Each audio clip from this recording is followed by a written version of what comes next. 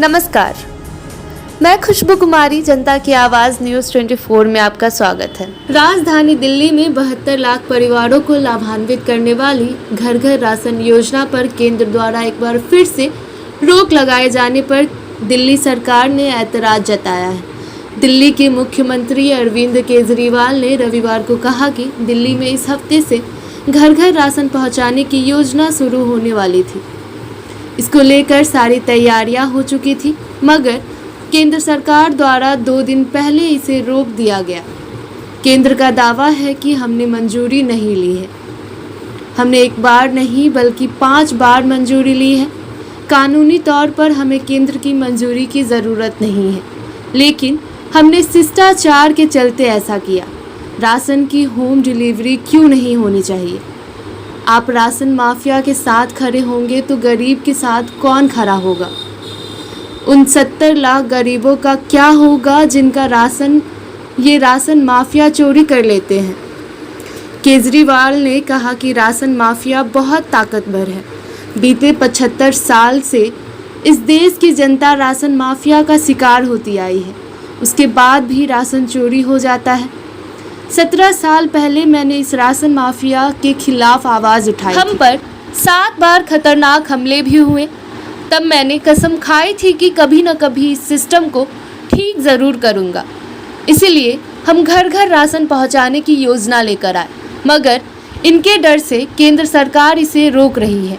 उन्होंने कहा कि अगर पिज्ज़ा की होम डिलीवरी हो सकती है तो राशन का क्यों नहीं? केजरीवाल ने कहा कि मुसीबत के समय भी केंद्र सरकार सबसे लड़ रही है। पश्चिम बंगाल में ममता दीदी से लड़ रही है, झारखंड सरकार से लड़ रही है, महाराष्ट्र सरकार से भी लड़ रही है, लेकिन यह समय लड़ने का नहीं है, मिलकर काम करने का है। केजरीवाल ने कहा कि मैं इस योजना का सारा क्रेडिट केंद्र सरकार को देने के लिए तैयार हूँ, मगर योजना को ना रोका जाए। मैंने जनहित के कामों में हमेशा सरकार का साथ दिया है, इसलिए मेरी प्रधानमंत्री जी से अपील है कि दिल्ली में गरीबों के लिए शुरू होने वाली घर घर राशन योजना को कृपया मत रोकिए। दिल्ली सरकार ने शनिवार को दावा किया था कि केंद्र ने राजधानी में 72 लाख राशन कार्ड धारकों को लाभान्वित करने वाली उसकी महत्वाकांक्षी घर घर राशन योजना को रोक दिया और उसने इस कदम को राजनीति से प्रेरित बताया। हालांकि केंद्र सरकार ने आरोपों को आधारहीन करार दिया है। केंद्र सरकार ने एक बयान में कहा कि दिल्ली सरकार जिस तरह चाहे राशन वितरण कर सकती है और उसने दिल्ली सरकार को ऐसा करने से नहीं रोका है। देश भर में कोरोना की दूसरी लहर कमजोर पड़ रही है। दूसरी लहर में सबसे ज़्यादा कहर महाराष्ट्र में बरपा है। महाराष्ट्र अब ऐसा राज्य बन गया है जहां कोरोना से होने वाली मौतों का आंकड़ा 1 लाख पार होने वाले हैं।